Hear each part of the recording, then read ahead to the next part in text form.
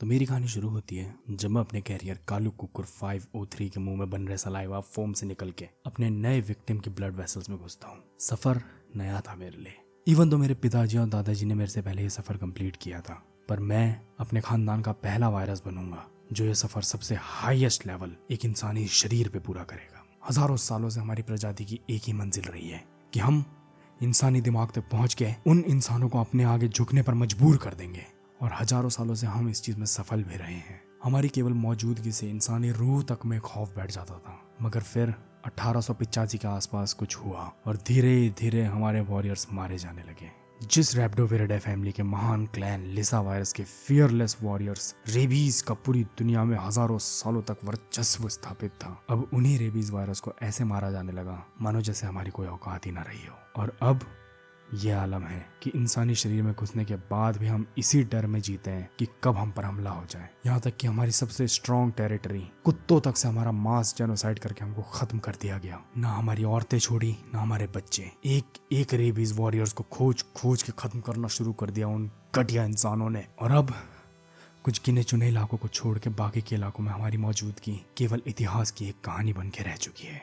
मगर मैं अपनी प्रजाति के हक के लिए आखिरी दम तक लड़ूंगा, और अब मुझे मौका मिला है इंसानी शरीर की इस रणभूमि में उतर के कुछ कर दिखाने का। अभी मैं चुपचाप से अपने एंट्री पॉइंट पर अपनी फौज तैयार करूंगा। जिस जगह हमारे कैरियर कालू कुकुर 503 ने हमको डिप्लॉय किया, अपने मजबूत दांतों से इंसानों की चमड़ी का डिफेंस तोड़ के उन्होंने हमको डायरेक्टली उनके वल्नरेबल स्पॉट में लैंड करवाया। कालू कुकुर 503 ने अपनी जिम्मेदारी बखूबी निभा दी, और अब आगे की जिम्मेदारी मेरे माइक्रोस्कोपिक कंधों पर है। अभी मैं लॉन्च करूंगा अपना ऑपरेशन इंक्यूबेशन। ऑपरेशन इंक्यूबेशन कुछ दिन से लेकर कुछ महीनों या कुछ सालों तक भी चल सकता है। वो डिपेंड करता है कि हमारा डिप्लॉयमेंट किस लोकेशन पर हुआ है और सेंट्रल नर्वस सिस्टम हमारे बेस कैंप से कितना दूर है। सबसे खतरनाक मिशन यही है हमारे वॉरियर्स के लिए, क्योंकि इस वक्त अगर हम पे हमला कर दिया गया तो हम कुत्तों की मौत मारे जाएंगे, which is kind of ironic. But कुछ महीनों तक अपनी फौज बढ़ा के और इंसानी नर्व्स के घने जंगलों से गुजरते हुए हमको अपना पहला चेक पॉइंट मिलता है। Congratulation soldiers, operation incubation was a success. और अब हम लॉन्च करेंगे प्रोड्रोमल फेज। इस फेज में हम नर्व्स के जंगल से निकल के सेंट्रल नर्वस सिस्टम के हाईवे को पकड़ेंगे और शुरू करेंगे अपनी जर्नी अपनी डेस्टिनेशन की तरफ, द ह्यूमन ब्रेन।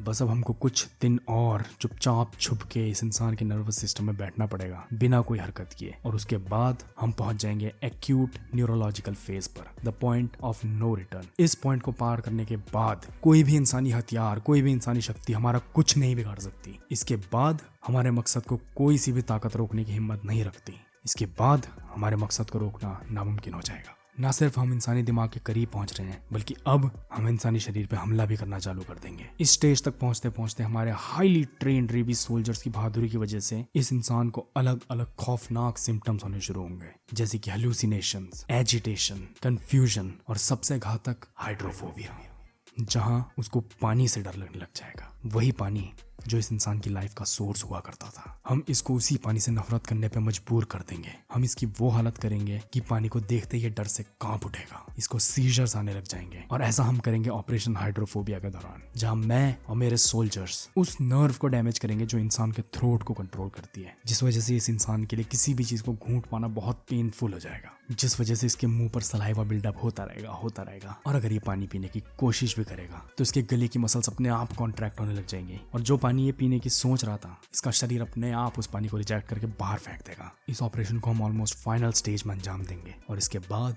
हमारा मिशन सक्सेसफुल कहलाएगा और हम फाइनली अपनी मंजिल अचीव कर लेंगे।